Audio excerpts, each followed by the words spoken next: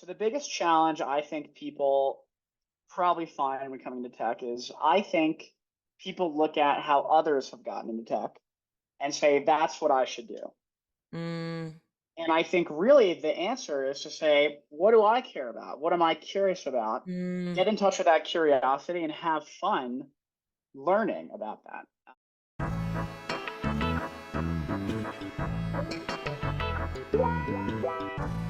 All right. Well, hi, everyone, and welcome to Dumbing Down Data, where we talk to people about how they broke in and navigate the industry.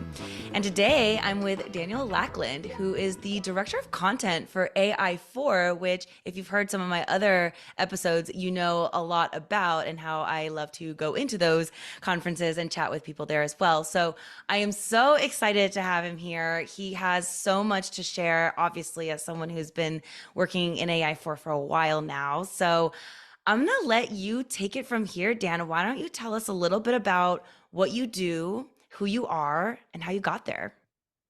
Sure. Thank you so much for having me, Carol. It's really an honor to be here.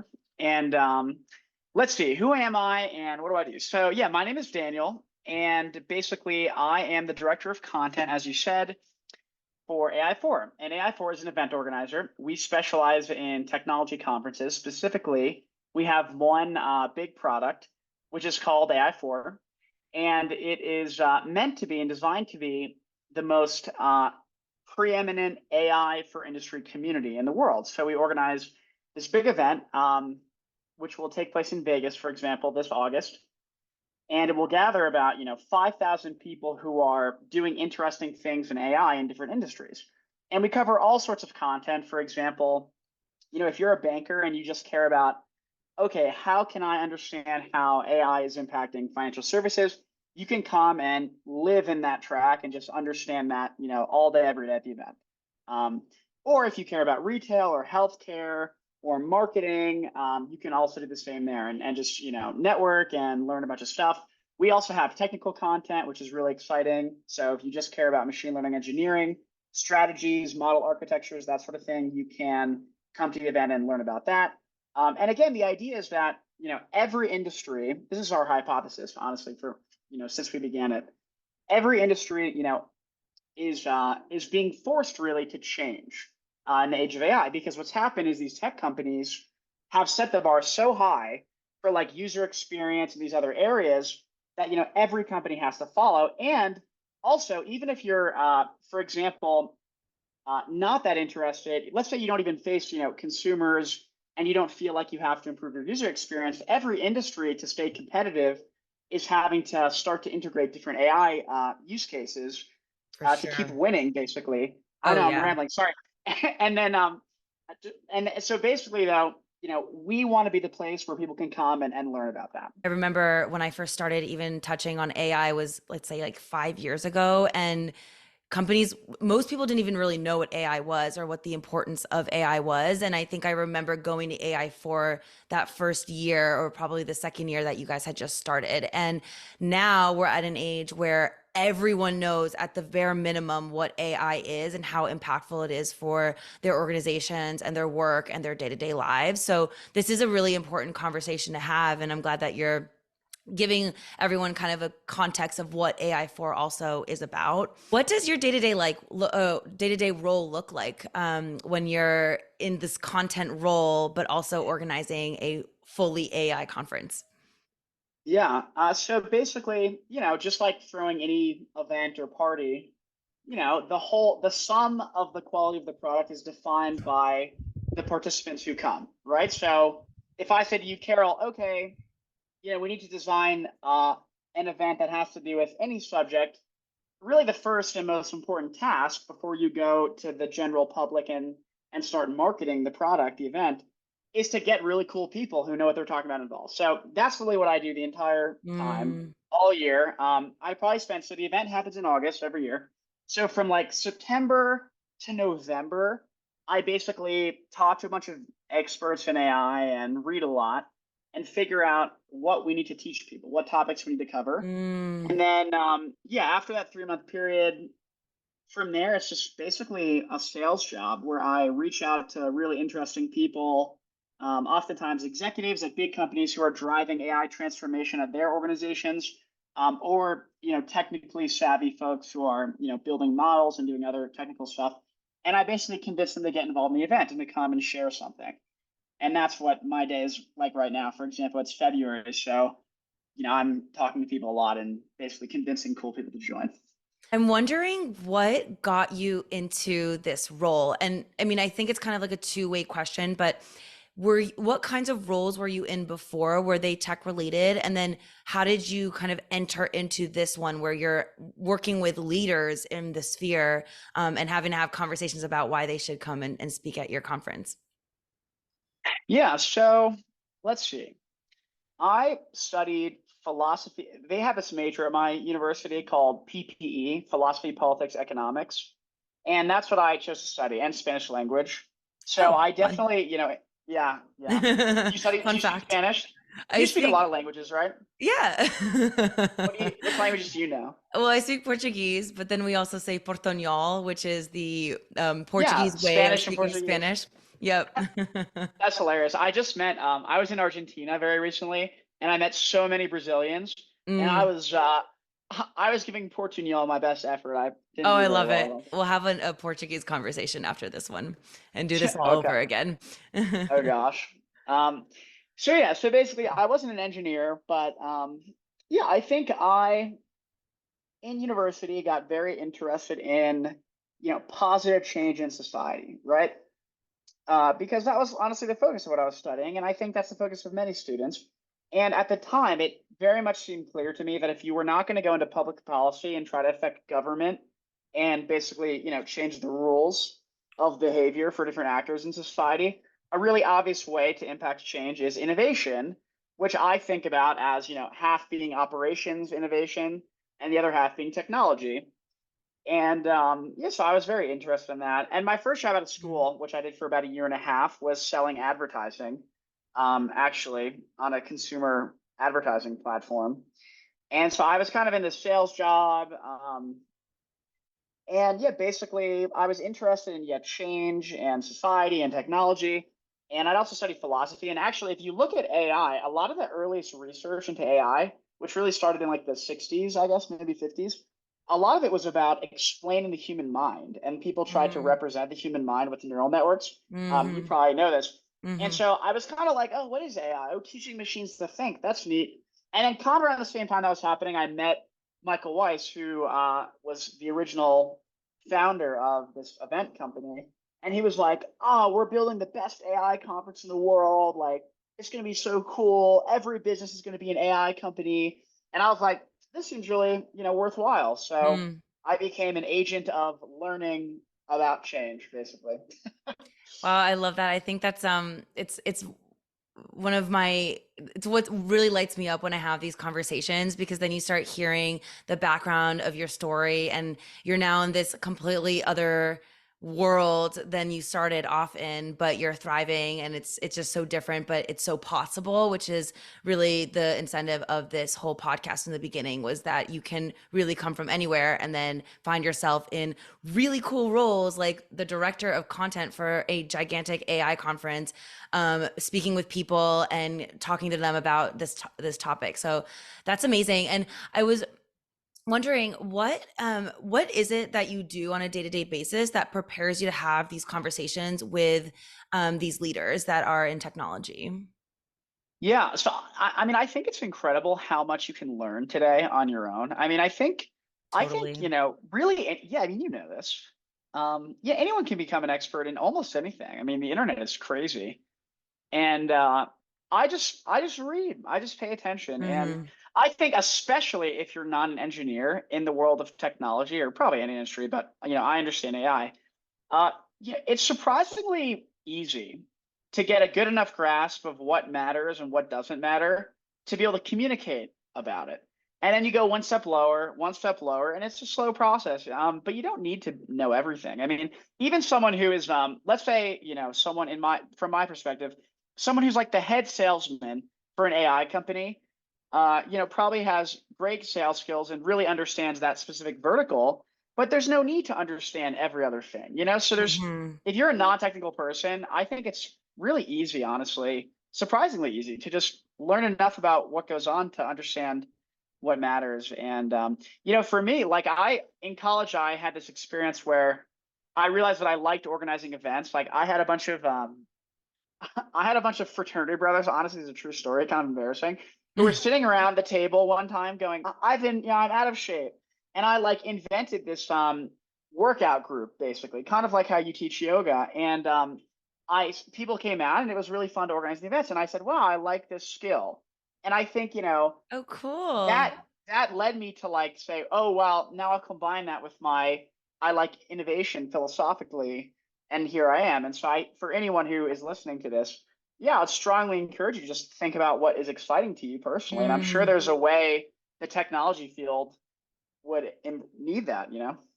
Oh my gosh, no, I relate so much to that. I think that's I'm so glad that you brought that up. And it's really cool that in tech, at least, there are just so many different roles that we're now, at least, I think, starting to realize that it's not just you have to be a technical person with a technical background to do it. But it's so true. I mean, like, even for me, I love training. I love being in front of people and talking to them. And there are roles like that available also in tech and stuff like that. So yeah, just exactly like you said, follow what you're interested in, and you're probably going to fall into something that works for you as well.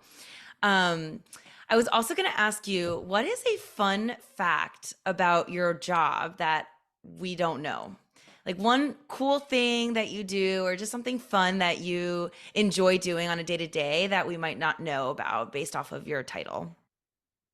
Ooh, that's interesting.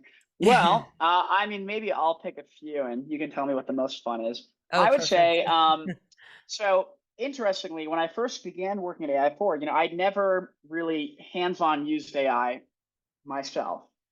It was all theoretical, conceptual communication about the subject. Mm. But with the explosion of the large language models, and also any AI art generation stuff, it got me really interested in, wow, even a non-technical person now, you can literally like build a model using Chat GPT. Like you can give it an Excel workbook and just be like, analyze this for me, build a model, tell me this. So it's crazy. And I have really developed an interest in doing this. And actually lately I even embarrassingly started an AI art page on Instagram, which I've been having a lot of Oh, fun with. Yeah. fun. So I guess Oh, really the that's fun so fact is cool. I'm learning to, actually dabble myself in a hands-on way, which I think more and more is going to be possible. No, I think Yeah. that's amazing. And I think that almost adds to a layer of one of the questions I usually ask is, what advice do you have for people? But just even to start that question off, or sorry, I'll finish the question actually. What advice do you have for people that want to break into tech or need help navigating the industry? And I think one of the things that you just said is apply it to your day-to-day life, like actually use the tools that are available. I think that's a great fun fact that you have a Instagram page. I'm gonna have to check that out afterward. But No, I really can't even share with you. I don't know why I said it here. You we'll have to can't watch add it. that to the link so that everyone can go and check out your Instagram page. But Please no. um, Out of curiosity, I have a question for you. I mean, you have, a variety of interests. You like languages, you like travel, you like yoga. How do you see technology affecting any of those areas? Do you feel like you sometimes connect the dots unexpectedly in some way that, isn't maybe obvious, or what do you think? I mean, I think that it's gonna change everything, or it already is changing everything we do. I mean, even like just now, I had an interview for a company, and they have an AI there to record the interview. Like it's a kind of, it's called an interview intelligence platform, and these I've things. seen those actually. It's like, Yeah. yeah. Yeah, and these things like don't exist, but hadn't existed before. And I was literally thinking about this where I was like, wow, the last time I interviewed, I didn't have an intelligence looking over my interview and analyzing me in detail just based off of what I'm saying. So it's already like just transparent in everything that I do.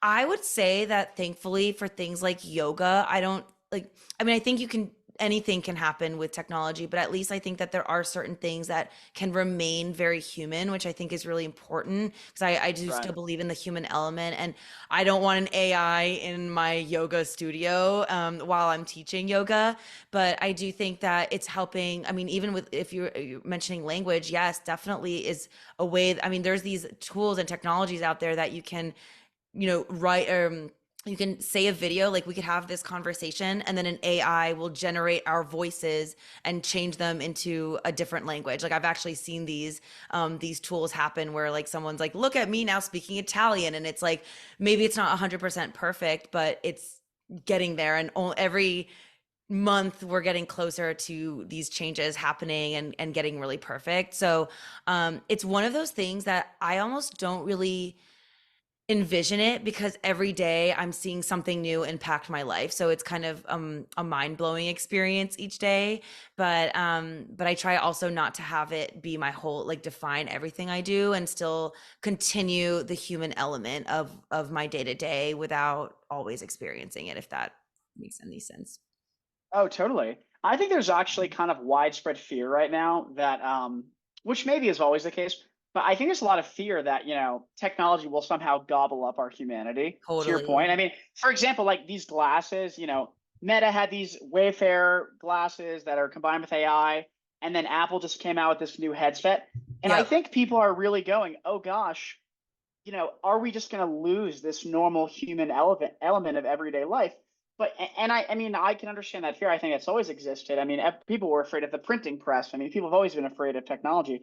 But my Right. thought is always that my thought is that we don't need to be afraid because I think we like the human experience, right? And we've consistently chosen technologies that don't totally remove that. So I do have hope. Hmm. My yeah, here we go. I'll call it now.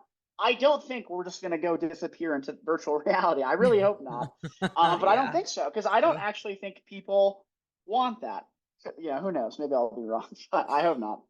Some of the things, my thought on that and some of the conversations I've had is that it can go either way, but it really is up to us on how we choose to use AI. Like, do we want to use it for things that are actually going to help our day to day, or are we going to use it for things that are going to end up distracting us? I mean, this is technology in general. I mean, even things like, I was listening to this podcast today about it was about investing, but they were bringing up the idea of social media, and how they were saying, like, you can use social media as a time waster, but you can also, like, it doesn't have to be 100% a bad thing. Like, you can also use it, like they're talking specifically about TikTok, and they're like, well, if you're using it, if you're using it to find videos that are going to educate you on how to invest, then you're using it for the right reasons. But if you're going to go and endlessly scroll just because you don't want to have anything to do, or you're mindless about it, then you're going to use it for something that's not going to really be benefiting you or anybody around you. And I think it's the same thing with technology. I mean,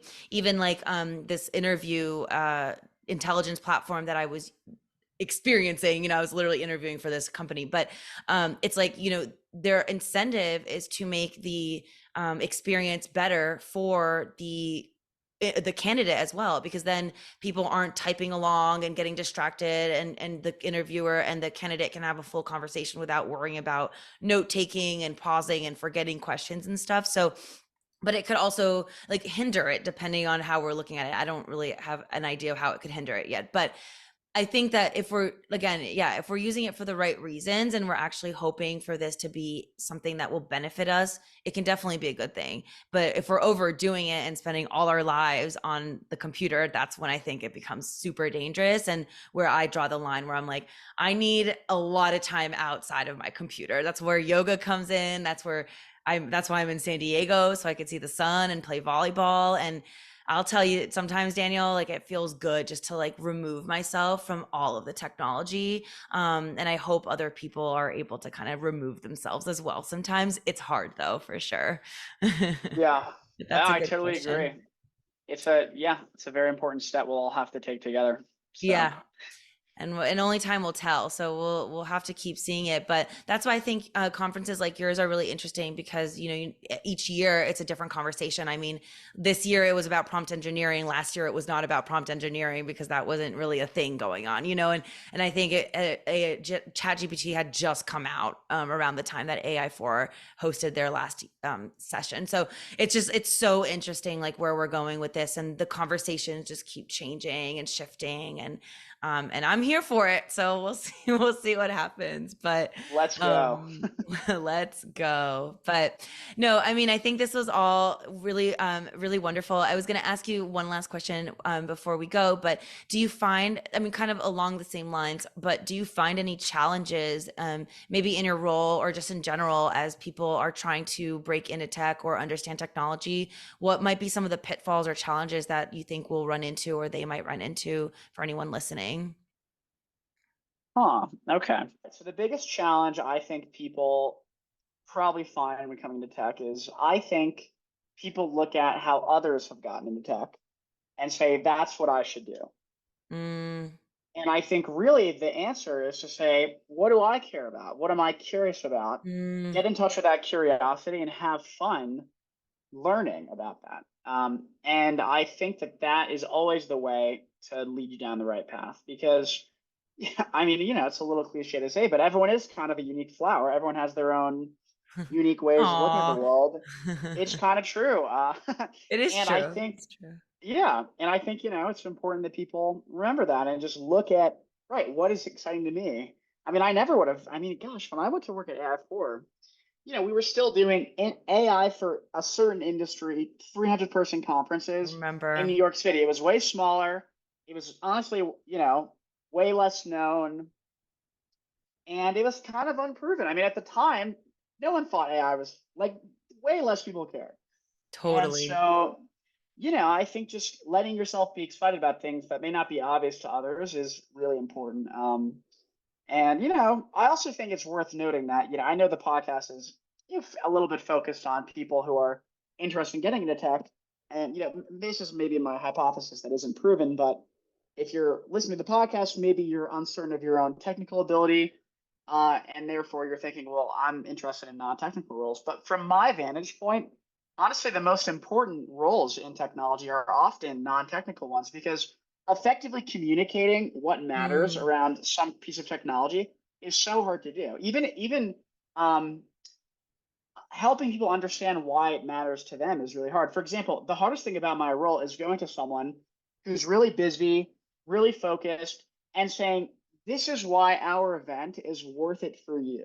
Because really, really innovative, exciting, cool people don't just say, wow, here's an opportunity to talk. I just want to talk everywhere I can. right. No, it's harder. They need to know, what Mm, will this do for me? And I have to think about customizing a value proposition for every single human. And this is a non-technical skill set, that might resonate with some of your listeners where it's like, wow, that's something I could do. And so I just think totally. really getting curious about what's interesting to you and remembering that, communication, critical thinking is everything, in my opinion. It also even goes back to kind of your one of the points earlier that you made, which is people are afraid that AI is going to take over your jobs or your life and everything. But it's so true that there still needs to exist a human intervention in the middle of it. And sometimes it's literally the intervention between the technical and the non-technical side and bridging that gap. And you can't really do that with a computer, because a computer is a technology. So at the end of the day, we still need that. And I think we also really crave that. I mean, human beings crave communication, crave community. Do you have any additional things you want to share before we close off? Uh, yeah, well, I'm really grateful, yeah, to be able to talk about this. And, I think it's not always super obvious how the world will change and what will be really important in 5 or 10 years, right? And so I think yeah, and no one knows that no matter what anyone says. I mean, I forgot, for darn's sake, is that even a phrase? I don't know. I talk to so many venture capitalists, right? For example, and venture capitalists have a financial incentive to understand what will happen tomorrow. And in general, venture capitalists feel confused most of the time. It's not that easy, right? And so even people who are paid professionally to understand what will happen and make bets on it are confused. And so I really think that, people interested in technology should, yeah, learn to just enjoy the curiosity Mhm. exploration, because there truly is no compass. There's no right thing, there's no right path, there's no right technology, there's no important thing that's defined yet. It's all as yet undefined. And so just letting yourself get excited about it, I think, is really cool and exciting. Totally. Totally. And I think just a fun fact about dumbing down data for you. I've had maybe 11 or 12 guests now. You might be the 12th or something around that line.